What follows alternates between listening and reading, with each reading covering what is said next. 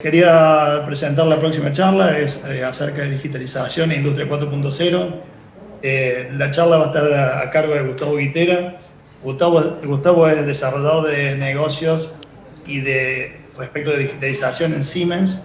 y él está formado en lo que es el campo de IT. Es un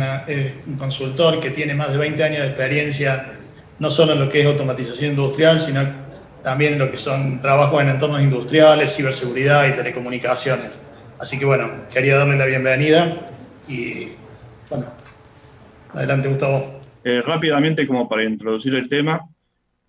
Industria 4.0 no es la única no es la única corriente en cuanto a transformación industrial a nivel global. Cada una de las regiones más poderosas industriales tiene la corriente particular, pero sí están todas apalancadas o movidas o disparadas por el cambio tecnológico. Dentro de ese cambio tecnológico hay muchísimos conceptos de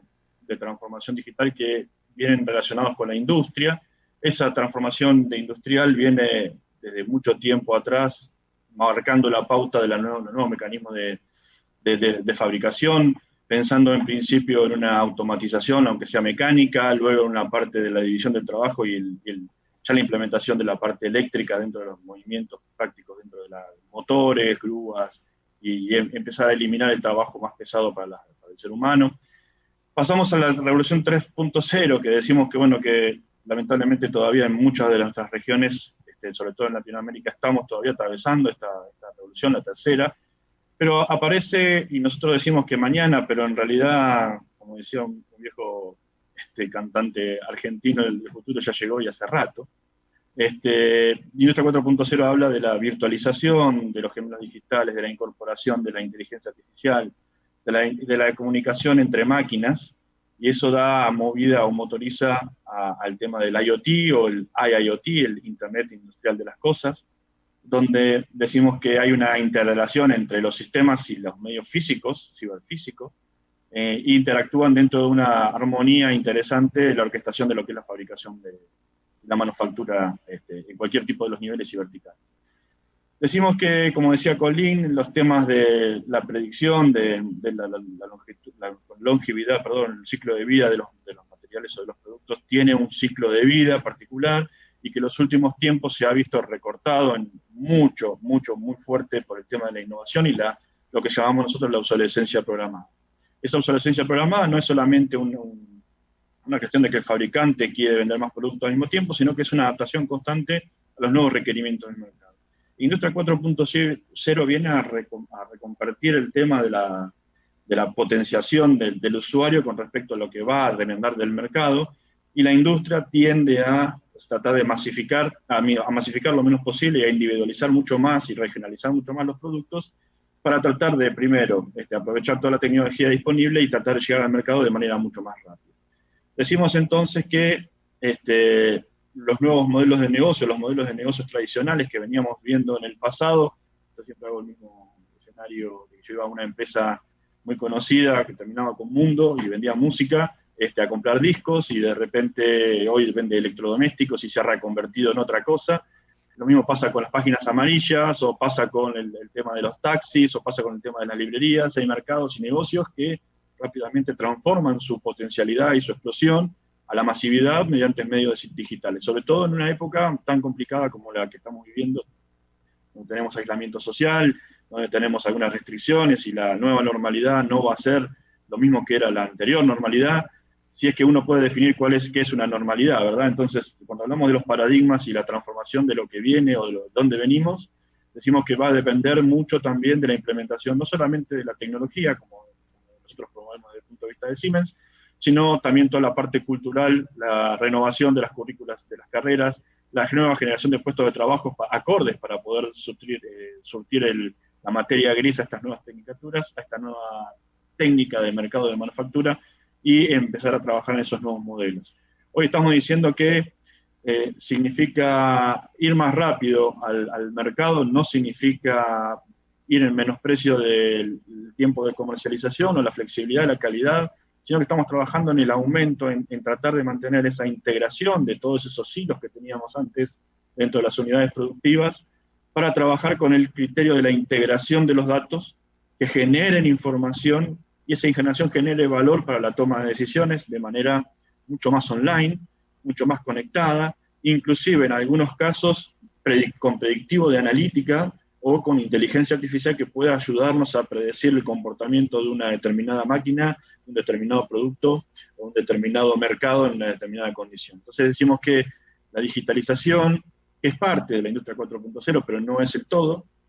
es la parte de la implementación de la tecnología para reducir todos esos trabajos manuales en cuanto a la carga de datos, a la integración, a la toma de decisiones, a la generación de los KPIs, a la integración de esos datos históricos, en base a diferentes plataformas básicas que tenemos que tener en cuenta, ¿no? 4.0 no tiene nada que ver con los 4 pilares, pero son 4 pilares donde decimos que tenemos que reducir el tiempo de la comercialización. Para hacer eso, necesitamos llegar más rápido al mercado. Para llegar más rápido al mercado necesitamos tener más ágil el proceso de ingeniería y desarrollo. Nosotros llamamos I+D, o Resource Development. Esa parte debería ser mucho más ágil y debería tener todo coordinado, digitalizado, para que en una época como es la que estamos viviendo hoy, de pandemia, a pesar de que venimos hablando de estos temas de hace más de 10 años, hoy el tema de pandemia ha reflotado brutalmente el tema de la digitalización y la hiperconectividad, y estos sistemas que antes se veían de una manera un poco más negacionalistas, digamos, hoy tienen mucho más sentido porque tienen la importancia de poder compartir información en tiempo real de manera que sirva, con esa transparencia de información, con esa consistencia de información que permite dar esa toma de decisiones de manera consistente. Entonces decimos que el reducir el tiempo de comercialización significa trabajar con todo el criterio de con el nuevo desarrollo de productos acorde a las demandas del mercado. Tiene que ser ágil. Aumentar la flexibilidad, es decir, mi base instalada, tratar de reconvertirla para poder producir mayor variedad de productos y menor cantidad del mismo producto para poder surtir diferentes mercados. Aumentar la calidad desde el punto de vista de generar todas esas pistas de auditoría que me permitan a mí llegar a la trazabilidad de la genealogía total, poder integrarme con mis cadenas productivas de proveedores y consumidores para poder generar esa conciencia completa de blockchain o de integración de datos, algunos públicos, algunos privados, pero que se puedan integrar de manera digital. Trabajar con la eficiencia. Y cuando hablamos de la eficiencia empezamos a hablar de la huella de carbono, de la sustentabilidad, del uso de los recursos de manera sustentable, ahorro de energía, ahorro de agua, ahorro de gases, y todo lo que tenga que ver con, reducción de emisión de gases, y todo lo que tenga que ver con el medio ambiente, pero sin desprestigiar o sin perder de vista el tema de los costos asociados a esa utilización de los equipos de manufactura, donde decimos que hay un gran todavía lugar para mejorar.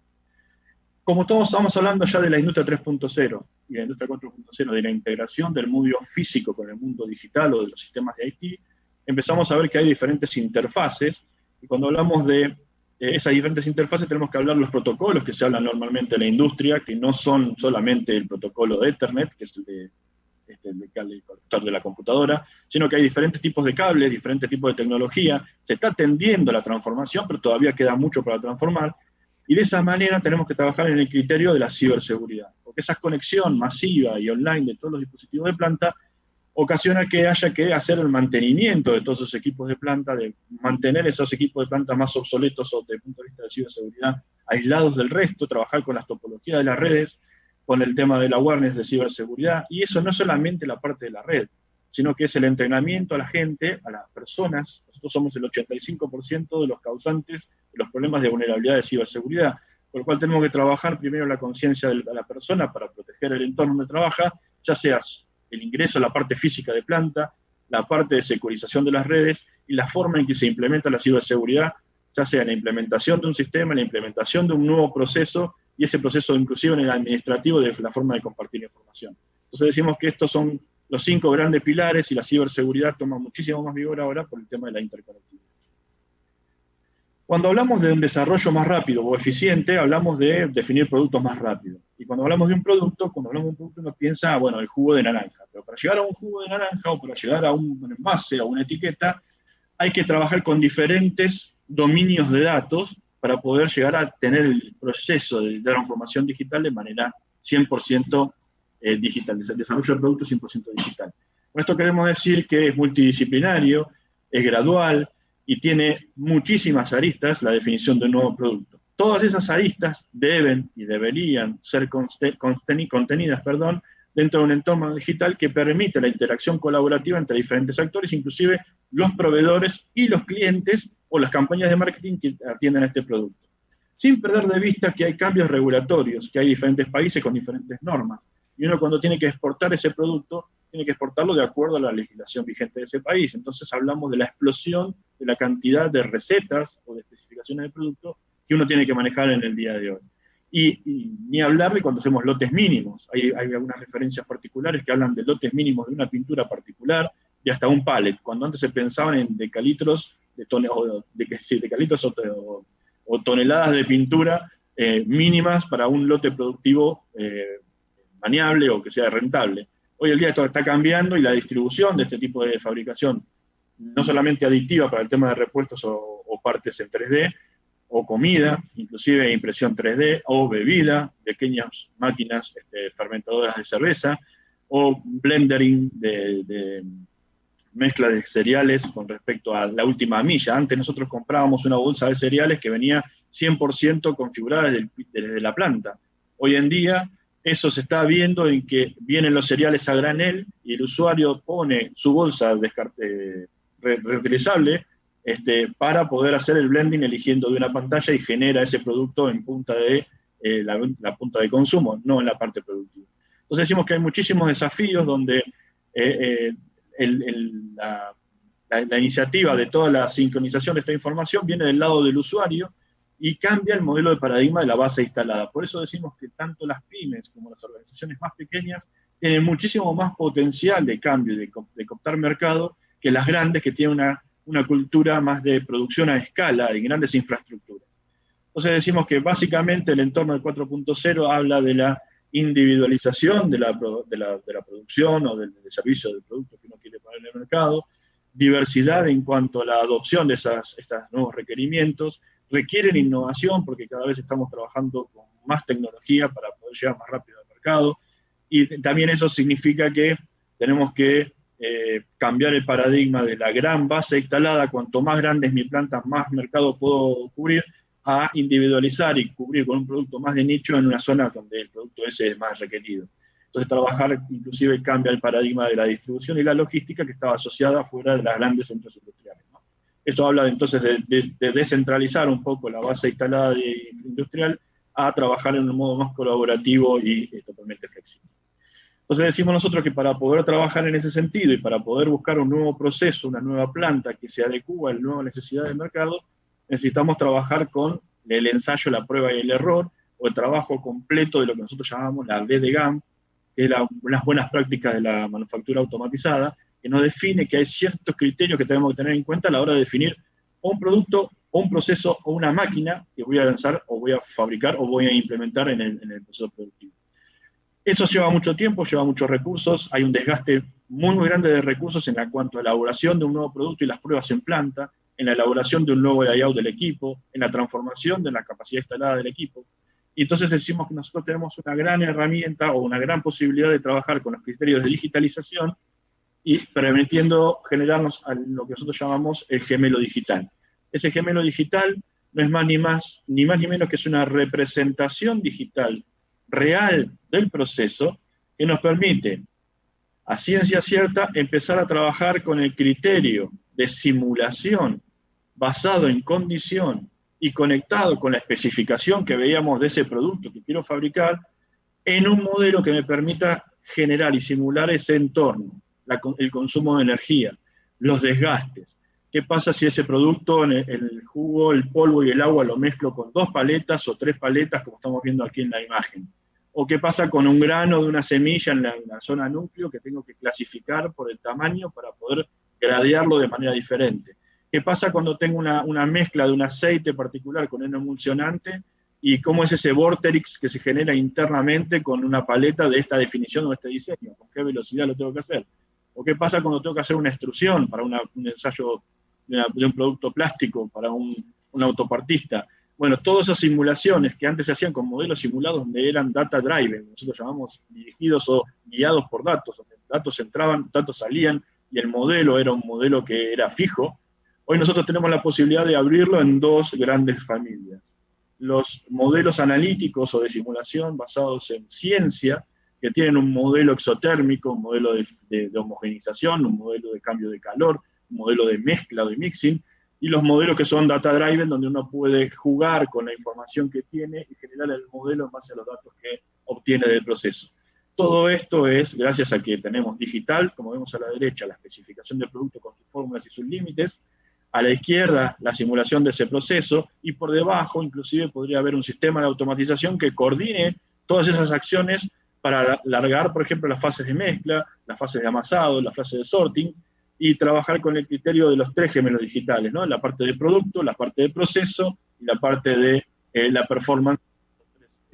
Actores trabajando 100% simulados en un entorno que nos permite jugar, aprender, romper, sin gastar dinero, sin consumir energía, sin desgastar o pérdidas importantes en cuanto a rotura de equipos, y trabajar en esa simulación como si fuera un simulador de vuelo, un simulador de un auto Fórmula 1, en el simulador de mi proceso productivo, el cual quiero y tengo que optimizar. Entonces, a partir de ahí cambia el modelo del gemelo digital y de la adopción de estas tecnologías de digitalización al criterio de vamos a probar, what if, qué pasa si yo hiciera este cambio u otro cambio en el proceso. Como lo veíamos recién, teníamos cambios físicos del proceso. Ahora estamos viendo diferentes tipos de productos, que antes lo veíamos generalmente en un 3D, y uno puede ver y jugar un poco con esto. Lo van a ver un poquito más adelante en algunas presentaciones, como el diseño de algunos autopartes, o de aviones, o de alguna otra tecnología, que usa esta tecnología misma, pero en este caso lo usamos para productos de consumo masivo. Lo usamos inclusive para diseño de una parte o pieza, o una botella, y donde estamos viendo, por ejemplo, en base a las condiciones que estamos definiendo en el sistema de especificación, cómo funciona en este vertidor de jabón líquido esa dosificación o el descarte que queda en la boca de ese producto cuando uno lo vierte en base a la viscosidad, o la resistencia a la tensión que tienen las botellas de agua. Uno ha visto en el mercado hace poco tiempo unas botellas que eran muy delgadas, que nos permitían casi destruirlas al momento de estar vacías, pero cuando estaban llenas tenían una cierta consistencia. Bueno, todo eso se puede simular y buscar el mejor perfil de utilización de polímeros para tratar de llegar al mercado con un producto mucho más accesible, mucho más biodegradable, y empezar a trabajar con ese criterio del gemelo digital, haciendo las pruebas de tensión con fuerza y mediciones en base a la especificación de la receta del material que lo contiene y la especificación del envoltorio o del paquete. Entonces decimos que empezamos a reutilizar esas herramientas. Pero hay un caso muy interesante para analizar, es cuando mezclamos la parte creativa de marketing con la parte productiva de ingeniería o de proceso, donde decimos, bueno, voy a generar una nueva etiqueta al 100% de manera digital, esto es labeling, el arte de la etiqueta, y uno empieza a jugar con las proposiciones, qué datos por poder calórico tiene, dónde viene esa información. En vez de dibujarla en el gráfico, uno lo conecta directamente con la especificación que veíamos antes, que después se simula. Además, podemos decir, bueno, va el código de barra para que este sistema empiece a contar las botellas que están pasando por la línea.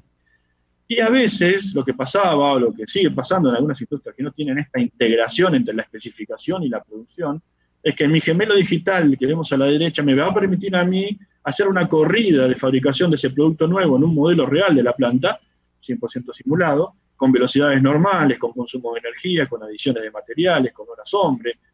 y poder ver cómo funciona eso dentro de la planta, ¿no? Entonces, una de las cosas interesantes que se vio en una de las pruebas que se hizo a nivel global es que cool,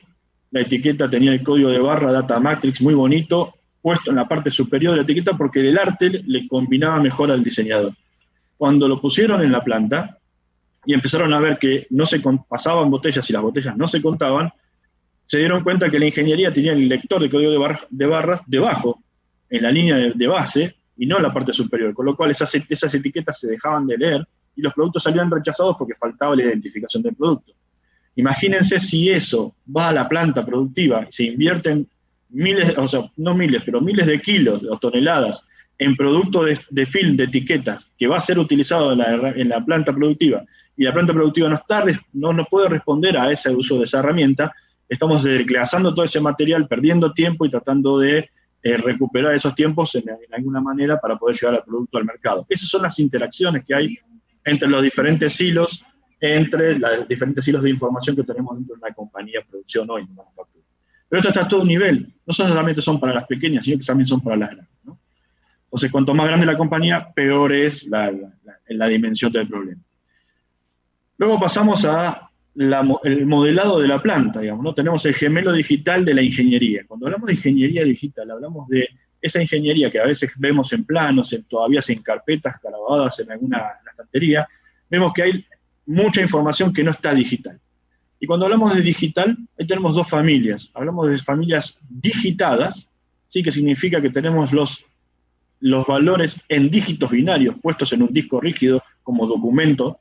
y después tenemos la digitalización, que habla de la integración de los datos datos importantes de ese documento digitado, para que se pueda explotar dentro de una base de datos, dentro del contexto completo de la ingeniería. Entonces ahí estamos viendo, por ejemplo, un modelo 3D, que generalmente se ven para verlos, a ver cómo sería la planta, con un simulador de una persona caminando a través de ese gemelo 3D, de gemelo digital, con realidad virtual, para ver las interferencias, las alturas, los tamaños de las escaleras y los tiempos de traslado entre secciones. A la derecha lo que estamos viendo es la utilización de la ingeniería de control de la automatización en un brazo robot. Cómo se puede probar y hacer una FAT virtual, que llamamos nosotros, que es generar ese modelo digital con la programación del PLC que lo controla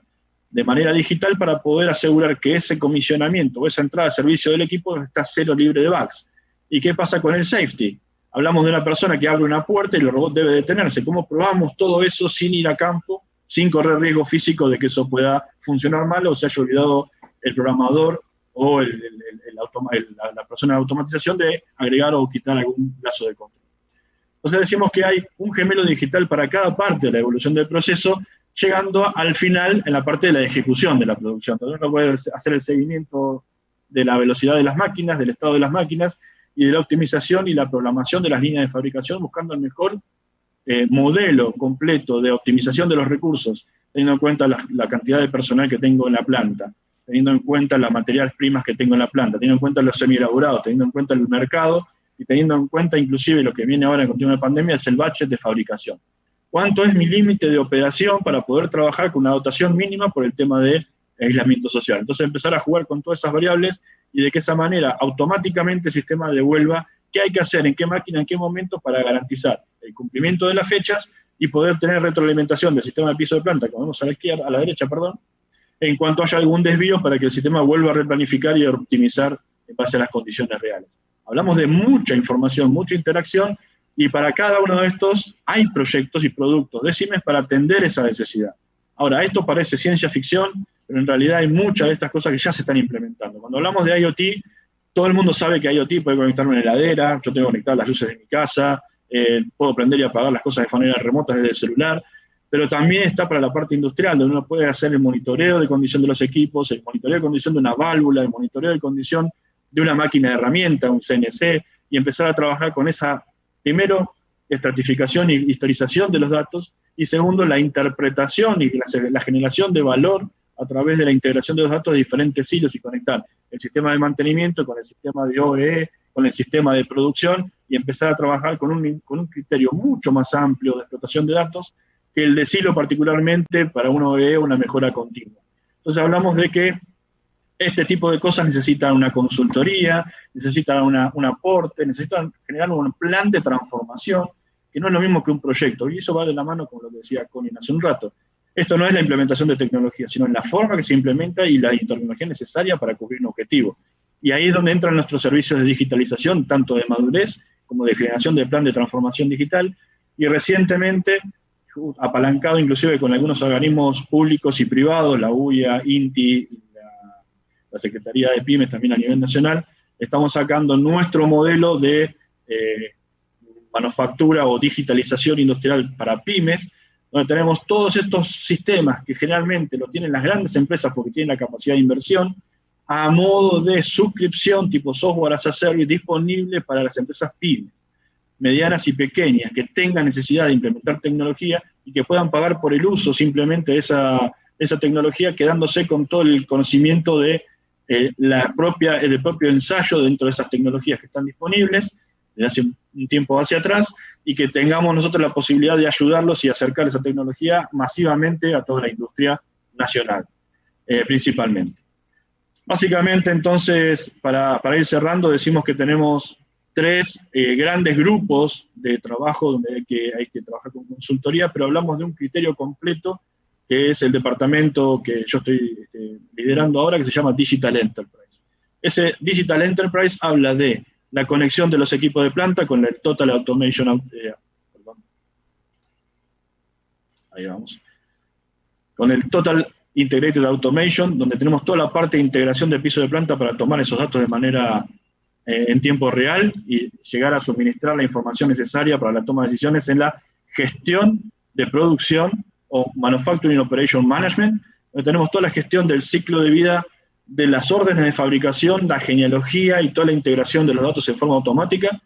Esto va a requerir algunas transformaciones en cuanto a la capacitación de los operarios. Hay cosas que antes se hacían y se escriben todavía en papel, al pie de línea, y que hoy estamos integrando en forma automática. Pero eso no significa que ese puesto de trabajo se pierde, sino que se transforma en la mejora de ese proceso, en la mejora de esa captura de los datos, en trabajar más en el producto y en el proceso, y no tanto en la adquisición con el data entry de ese dato, que trae muchos errores también. Y la parte de PLM, que es la parte que veíamos al principio, de esa formulación, de esa botellita de naranja, de esa torsión de la resistencia de tensión, del tamaño correcto del grano, de toda la especificación, la formulación de los productos para los procesos continuos o batch, todo lo que tenga que ver con las primeras puestas en planta, el diseño de tapa, el packaging, y todo lo que tenga que ver con los requerimientos de fabricación, tanto regulatorios como normativos para diferentes mercados. Todo esto, que son tres grandes escenarios, que hace rato que está disponible en el mercado, Siemens inclusive lo agrega a una gran nube que nosotros llamamos IIoT, Industrial Internet of Things, donde podemos conectar de manera colaborativa y en pequeños módulos algunas herramientas en forma directa para trabajar con los preventivos de mantenimiento, los predictivos de mantenimiento, los prescriptivos de mantenimiento, los Energy Analytics para ver el forecast de energía consumida en base a la programación que tengamos en ese momento, trabajar con la demanda de entrada y salida de los materiales. Entonces hablamos de una completa operación 100% integrada dentro de un portfolio 100% digital que permite tomar decisiones online con datos transparentes y consistentes. Este es un ejemplo de alguna de las utilizaciones de realidad virtual en el entorno industrial, donde estamos viendo, por ejemplo, arriba una fotogrametría, que es como Google Street, un casco 360 con cámaras 360 que saca fotografías, se renderizan esas imágenes, se genera el modelo 3D de la planta de los brownfield, generalmente de la planta existente, y se integra con el sistema de ingeniería conectado con el sistema de automatización para poder caminar por la planta y ensayar algunos escenarios de evacuación de incendios, capacitaciones y todo lo que tenga que ver con el accionamiento de algunas válvulas o motores. Entonces decimos que de aquí, de esta realidad virtual que está renderizada en 3D con fotogrametría, podemos saltar al plano 2D, trabajar con el P&ID o el flujo de proceso, trabajar con la parte eléctrica, diseño de tableros, y es totalmente personalizable. Es el gemelo digital de la operación de una planta en determinado momento. Entonces decimos que podemos configurarlo con diferentes avatars, tamaño de mameluco, casco, género, y trabajar en escenarios de evacuación, sin que la persona físicamente vaya a operar esto. Generalmente se usa para grandes implementaciones, para servicios remotos, y trabajamos con muchas empresas de proceso continuo que trabajan el criterio del cuidado, de la protección de las personas antes de enviarlos a planta, ¿verdad? Básicamente, como para ir cerrando y redondeando, como les decía, la integración de los diferentes documentos al estar digitalizados es instantánea. Uno puede ir de una bomba del modelo de realidad virtual al modelo de P&ID, solamente apretando un botón derecho navegar al modelo 2D. Y desde ahí conectar con una válvula y navegar al datasheet y compartir eso con el sistema de mantenimiento. Y todo conectado en una gran plataforma 100% digital para ingeniería y operación. Básicamente, bueno, esto es un poquito más de lo mismo. Es una capacitación de un escenario de entrenamiento de visualización, donde uno puede trabajar en diferentes, al mismo tiempo están jugando, digo jugando porque usa gamification para la teoría de gaming, para la parte de simulación, donde cada una de estas personas, son 3 personas al mismo tiempo, más el entrenador, 2 personas al mismo tiempo, más el entrenador. Hay 2 capacitaciones diferentes, uno, fíjense que tiene un mameluco azul, el otro uno rojo, uno es mecánico, el otro es eléctrico, y juntos tienen que trabajar y ejecutar una cierta cantidad de pasos para dar por hecha la tarea o de mantenimiento, o de revisión, o de evacuación. Y el operador queda 100% monitorizado, grabado en cuanto al tiempo que tardó en hacer la tarea, tiene algunos mensajes, puede hablar con el entrenador, inclusive tiene el certificado disponible una vez terminada la ejecución de la tarea de capacitación. Básicamente lo que queríamos es mostrar un poco la idea de la implementación de tecnología para Industria 4.0, pero siempre teniendo en cuenta que están disponibles las consultorías y los servicios de Digital Services o Digital Professionals nuestros de Siemens Argentina, que están disponibles inclusive no solamente de Siemens, sino también de nuestros partners, que están distribuidos en todo el país y podemos llegar de esa manera a atender toda la región, de manera que pueda armarse ese plan de transformación digital de manera escalable, para que puedan adoptar esa tecnología que hoy ya está en el mercado para reconvertir sus procesos productivos y sus productos para la nueva infraestructura o la nueva manufactura del futuro, a partir de mañana. De ya, muchas gracias por dejarnos participar y quedo abierto a las preguntas de la audiencia. Si quiere. Muchas gracias, Gustavo. Te estuvimos escuchando acá con Consu muy atento, como la gente también por streaming y por YouTube. Y bueno, los invitamos a que aprovechen esta instancia de poder preguntar, porque los tenemos en vivo a los disertantes y eso es muy válido para esto que estamos tratando de generar. Así que vamos a hacerte una pregunta que llegó a través de redes y es: ¿cómo vos, Gustavo, considerás, y viendo la visión internacional de Siemens, que se están adaptando las pymes y empresas locales y cuáles son los principales desafíos con los que se encuentran en estos momentos este tipo de empresas? La transformación y la digitalización y la pandemia ha disparado este boom de digitalización porque es una necesidad. Hoy en día hay muchísimas contras en cuanto a la comunicación, la integración, el tema de las plataformas virtuales. Las pymes están mucho más permeables a esa transformación, pero todavía hay gran resistencia por un desconocimiento, por el cambio cultural que todavía no está, digamos, terminado de madurar. Por eso nosotros trabajamos fuertemente con universidades y trabajamos fuertemente con entidades y cámaras, diferentes cámaras para diferentes nichos de la industria, para ir abordando esos temas a medida que vayamos transformando y ayudando a evangelizar de alguna manera ese cambio cultural, para que puedan realmente aprovechar todos los beneficios de la digitalización o de la industria 4.0. Pero la industria 4.0 ya está desplegada y hoy nosotros cuando vamos a elegir un producto tenemos mucha inteligencia y muchos analytics que nos dicen dónde posicionar el producto, cuánto tiempo está ese producto en la góndola, de qué sabor le gustó más a la gente, en qué región, y esa información de empoderar al usuario final en cuanto a qué producto quiere consumir, las pymes son los que primero lo adoptan porque son los que están más cerca de ese mercado y los que no tienen grandes infraestructuras para transformar. Lo que sí tienen que transformar es la forma de trabajar y la implementación de esa tecnología. Así que nosotros lo vemos muy positivo. Nosotros creemos que, bueno, como decían, el 85% de la industria es pyme, y por eso nosotros tenemos un plan específico para pymes para abordar y ayudar a cada una de las pymes individualmente a transformar y a recorrer ese camino de 4.0. Así que cuenten con nosotros y estamos a disposición para eso. Gustavo, así como has descrito muy bien los temores que suelen tener las empresas y las pymes, ¿qué recomendaciones le darías a ellas en este momento en el que nos encontramos, donde la adopción, como vos decís, están más sensibilizados, pero hay temores? Bueno, ¿cuáles son las recomendaciones que vos darías para que te escuchen y lo tengan en cuenta? La transformación digital lleva consecuentemente gastos o inversiones, por decirlo de alguna manera. Algunos todavía lo siguen viendo como gasto, y nosotros decimos que son inversiones. ¿Y por qué? Porque realmente van a traer un beneficio. Entonces lo primero que hay que hacer es establecer cuál es ese gap con respecto al estudio de madurez y la nivelación que muchas entidades, inclusive los TICs, inclusive de Córdoba mismo hay estudios propios de universidades, y en toda la región, en toda Argentina, pero lo importante es armar ese plan. No desesperarse en ir a digitalizar e implementar tecnología por per se, por el hecho de implementarla, sino implementar la tecnología que más valor le vaya dando y empezar a partir de ahí la escalera de la mejora de la adopción de 4.0. Para eso hay algunos perfiles, hay autodiagnósticos o inclusive los nuestros de Siemens, nosotros llamamos Maturity Check, donde los ayudamos a recorrer multidisciplinariamente todo ese ecosistema de silos de información para trabajar y decirles, bueno, este es el camino principal por donde tienen que ir y armar ese roadmap, esa ruta de transformación en conjunto. No se desesperen,